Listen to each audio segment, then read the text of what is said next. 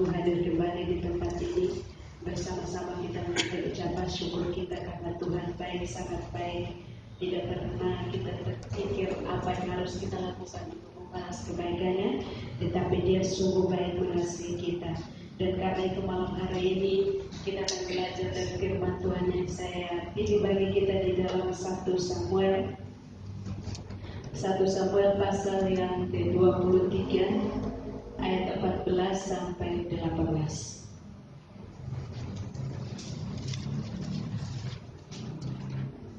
Samuel pasal yang ke-23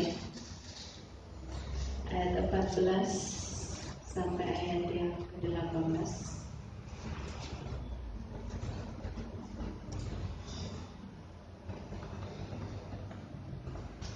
Kita akan baca silih berganti, saya ayat 14 dan saudara ayat yang ganjil.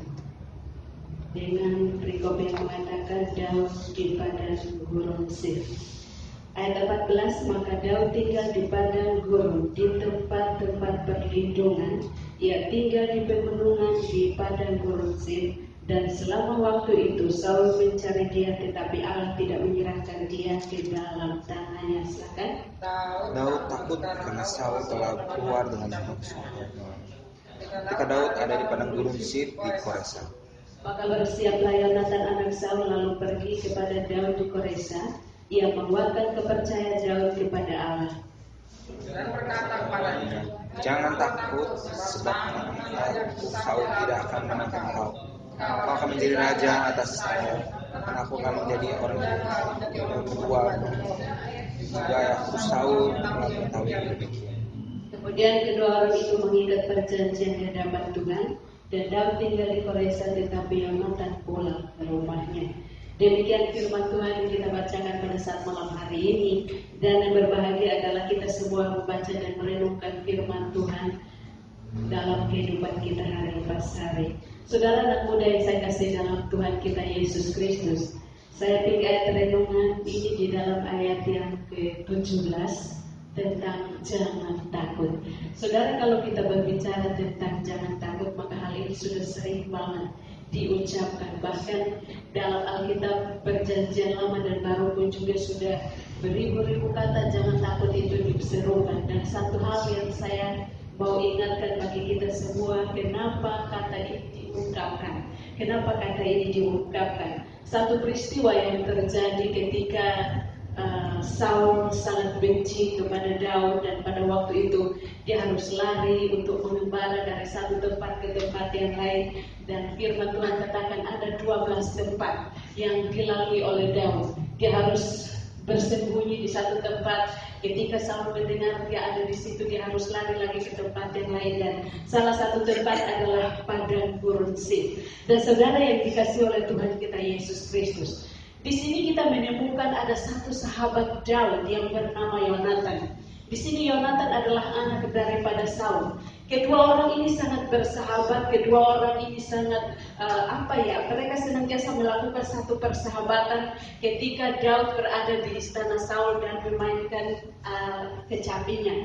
Apa yang terjadi? Firman Tuhan katakan di dalam pasal yang ke-18.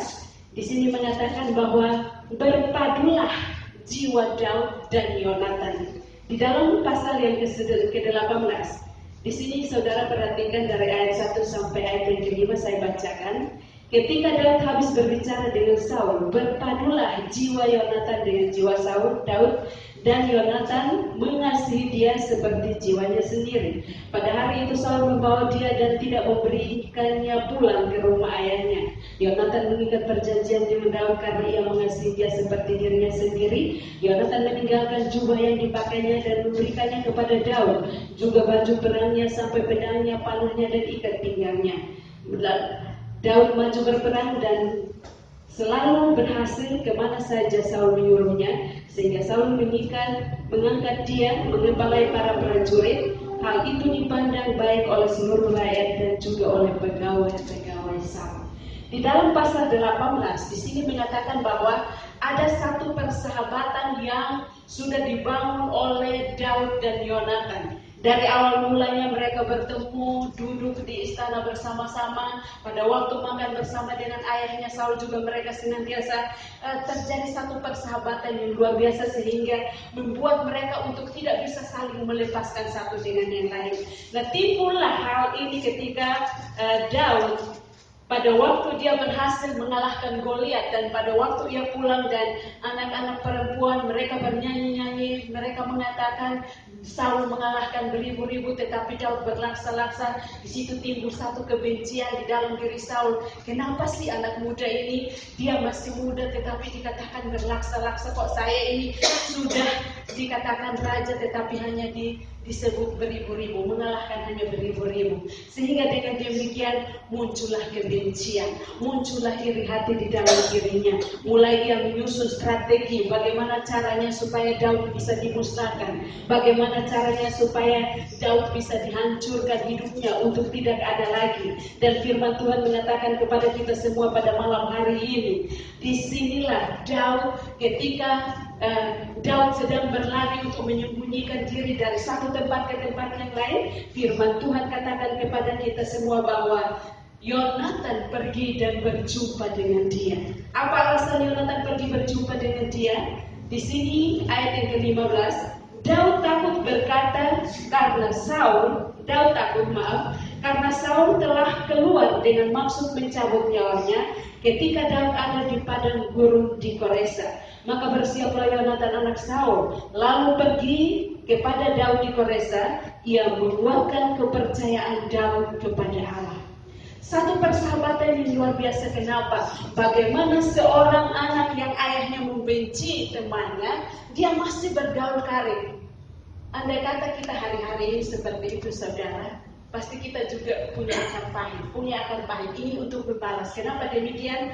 Karena memang musuh ayah kita adalah teman kita sendiri. Otomatis kita harus membuat cara bagaimana supaya kita juga ikut berperan di dalamnya sama seperti ayah kita. Tetapi firman Tuhan katakan, Yonatan malah sebaliknya.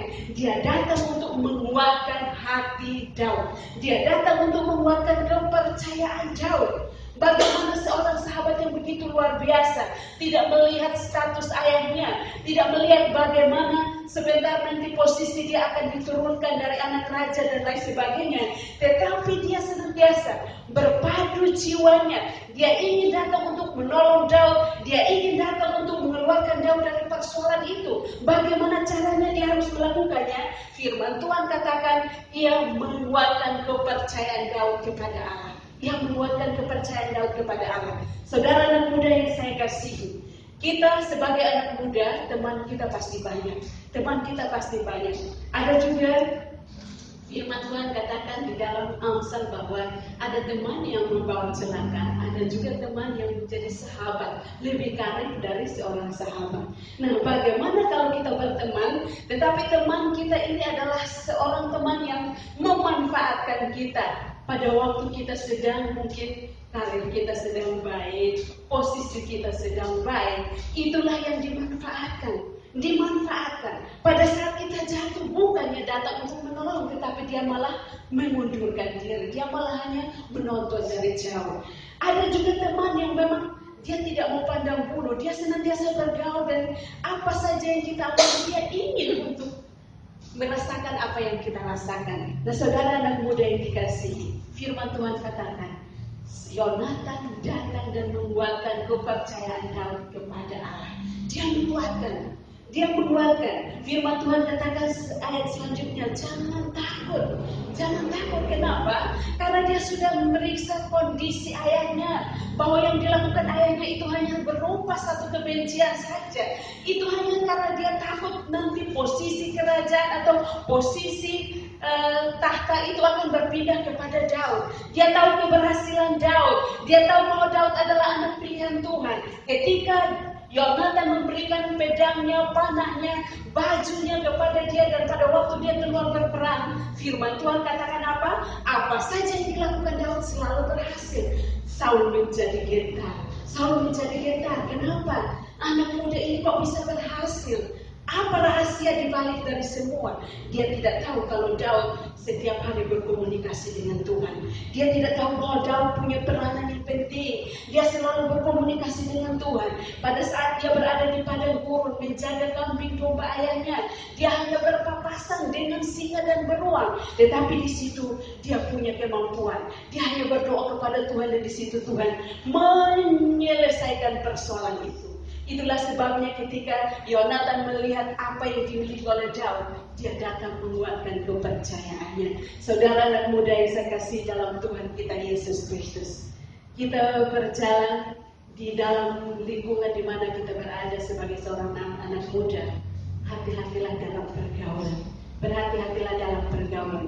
Firman Tuhan katakan di dalam 1 Korintus 12 ayat 33, pergaulan yang buruk merusak kebiasaan yang baik. Mungkin hari ini kita bergaul, kita berteman baik, tetapi kita tidak tahu ada orang yang menyusup masuk, memanfaatkan kita pada waktu kita sedang lagi enak-enaknya.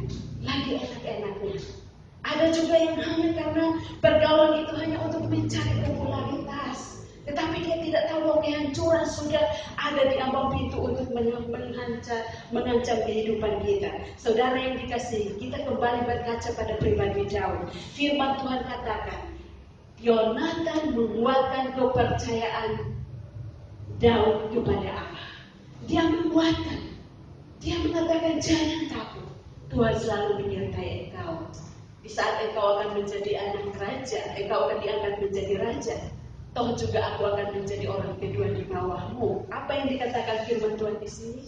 Akulah yang akan menjadi orang kedua di bawahmu. Karena persahabatan mereka itu sudah lama terjalin. Itulah sebabnya mereka sangat bersyukur. Mereka sangat melakukan segala sesuatu dengan baik. Daud menguatkan kepercayaannya. Saudara yang dikasihi oleh Tuhan kita Yesus Kristus. Ayat yang ke-17. Dan Yonatan berkata kepadanya, jangan takut, sebab tangan ayahku Saul tidak akan menangkap engkau. Engkau akan menjadi raja atas Israel, dan aku akan menjadi orang kedua di bawahmu. Juga ayahku Saul telah mengetahui yang demikian itu.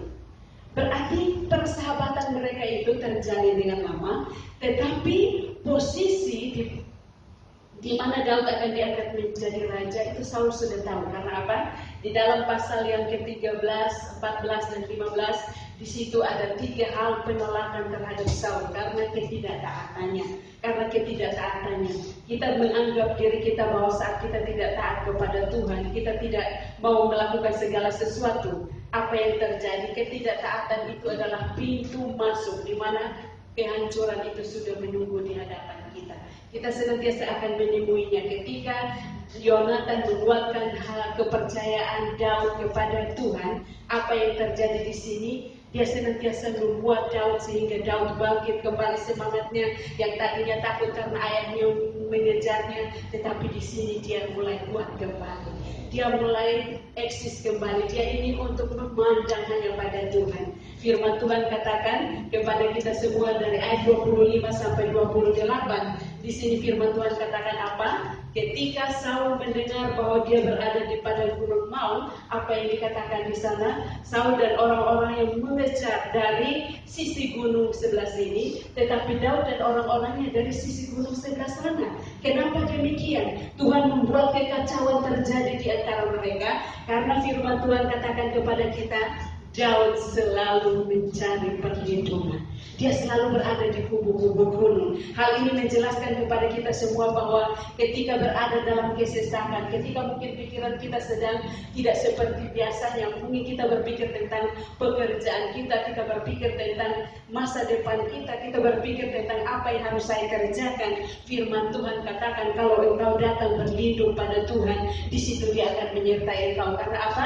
Dia adalah gunung batu kelumputan. Di dalam ayat yang ke-28, maka berhentilah Saul mengejar Daud dan pergi menghadap orang Filistin. Itulah sebabnya orang mengetahui tempat itu gunung batu kelumputan. Orang mengetahui tempat itu gunung batu kelumputan. Kenapa disebut gunung batu kelumputan? Karena Daud selalu berhasil lolos dari kejaran Saul. Dia selalu lolos. Apa saja yang dilakukannya dia lolos. Karena apa? Dia bersandar kepada kubu gunung yang yang tepat, dia bersandar kepada kota perlindungan yang tepat, dia tidak bersandar kepada sesuatu yang membuat dirinya hanya untuk bersandar atau hanya untuk bertahan sementara, tetapi dia percaya bahwa kekuatanku hanya ada di dalam Tuhan. Di saat aku sedang lemah, di saat aku sedang sakit, di saat aku tidak berdaya, kalau aku datang pada Tuhan, aku mendapatkan perlindungan. Itulah sebabnya kenapa orang-orang Israel pada waktu Musa sudah tidak menjabat lagi sebagai pemimpin dan dialihkan kepada Yosua, Tuhan berfirman kepada Yosua, suruhlah orang-orang Israel untuk membangun kota-kota perlindungan. Tujuannya supaya apa? Pada waktu mungkin ada orang yang tidak sengaja melakukan pembunuhan atau mungkin juga membuat mereka sehingga mereka tidak memiliki tempat, mereka harus cari tempat perlindungan. Tempat perlindungan ini adalah kalau kita berada dalam kesesakan, jangan cari tempat perlindungan yang lain. Carilah Tuhan yang menjadi tempat perlindunganmu. Disitulah kita akan menemui kelumputan. Disitulah kita akan menemui bahwa Tuhan memberikan kita jalan keluar. Saudara yang saya kasih dalam Tuhan kita Yesus Kristus, di saat kita berlindung pada Tuhan, apa yang kita rasakan? Ketenangan, kenyamanan, sukacita, damai sejahtera diberikannya, mengalir dalam hati kita. Orang tua kita tidak bisa memberikan hal itu semua bagi kita, tapi saat kita berseru kepada Tuhan, di situ Dia senantiasa memberikannya bagi kita. Itulah sebabnya di ayat 14 mengatakan apa? Maka Daud tinggal di padang gurun, di tempat-tempat perlindungan. Menatakan di tempat-tempat perlindungan, itu berarti Daud selalu mencari tempat untuk berlindung. Kepada siapa? Tempat perlindunganku adalah Tuhan. Saudara yang dikasihi oleh Tuhan Yesus Kristus, Mazmur 57 ayat yang ke-7.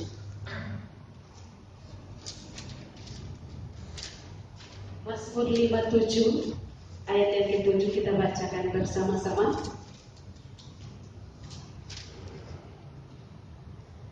Demikian firman Tuhan 3:21.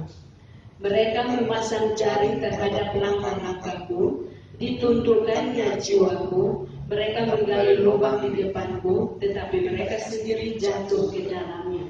Ini adalah pengaduan atau permohonan yang disampaikan Daud kepada Tuhan. Karena apa? Rupanya musuhnya itu mengejar dia dari satu tempat ke tempat yang lain. Firman Tuhan katakan kepada kita semua bahwa mereka memasang jaring terhadap langkah-langkahmu. Siapa yang memasang jaring? Musuh Daud. Dia memasang jaring, menggali lubang. Tetapi firman Tuhan katakan, setelah menggali lubang, dia sendiri jatuh ke dalam perangkap tersebut. Karena apa? Daud mencari perlindungan yang tepat. Dia senantiasa berada di kubu gunung kelumputan, di mana Tuhan sudah melindungi dia, Tuhan sudah memberkati dia, sekalipun dia berada di dalam satu penyerbuan di mana kesempatan itu digunakan oleh Daud untuk menghancurkan hidupnya, tetapi di situ Tuhan membuat dia lolos. Apa yang terjadi? Rahasianya karena Daud berlindung pada Tuhan.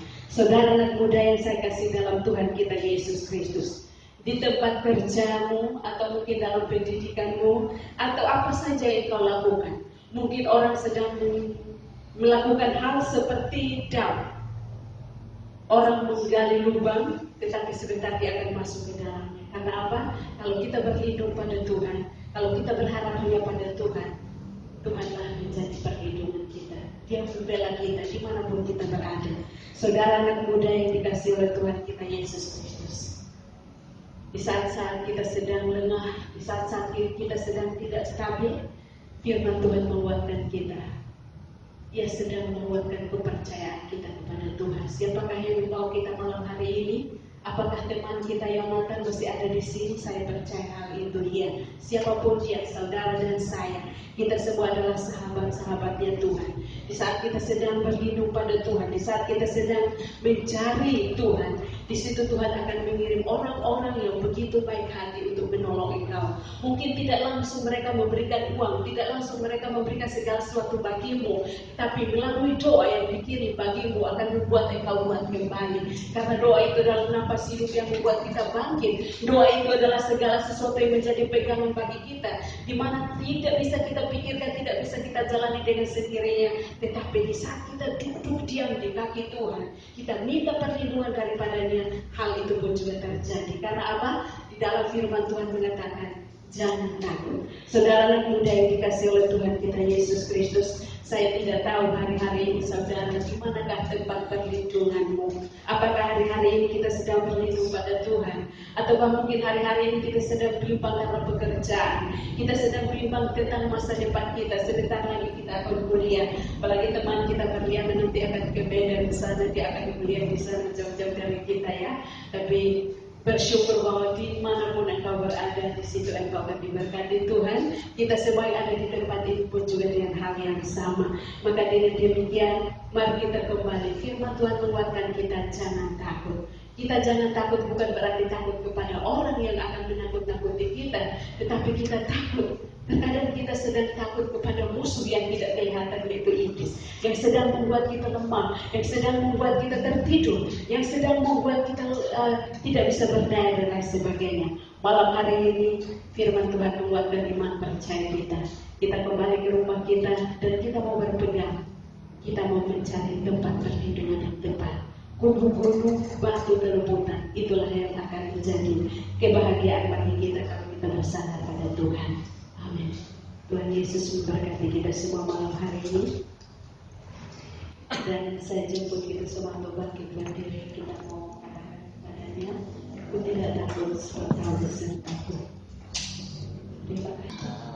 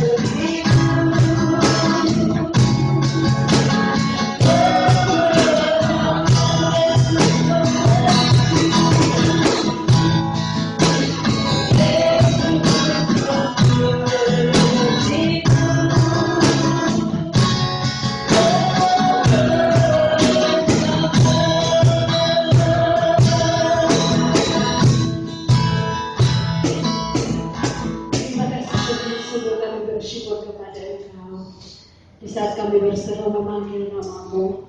Engkau pegang tangan kami Tuhan, dan Engkau mengarahkan kami menurut jalan-Mu. Terima kasih Tuhan, kami bersyukur bahwa Engkau adalah gunung batu kami. Gunung batu di mana tempat kami bersandar, kami bernaung, kami berlindung. Di saat kami lemah tidak berdaya, di saat kami butuh teman seperti Engkau, Engkau hadir dan memberikan kekuatan bagi kami. Terima kasih Bapa di surga. Ampuni kami apabila ada penyimpangan-penyimpangan yang terjadi di saat kami mencari perlindungan. Bapa di surga, nyatakan kuasa-Mu dalam hidup kami anak muda, dan berkati kami Tuhan sehingga masa depan kami menjadi masa depan yang lebih baik seperti yang Engkau anugerahkan bagi kami. Itulah sebabnya kami berdoa dalam nama Yesus. Kebenaran firman Tuhan malam hari ini memberkati kami semua, sehingga kami pegang janji Tuhan, karena Engkau adalah gunung batu keluputan. Terima kasih Bapa. Inilah doa dan permohonan kami di dalam nama Yesus.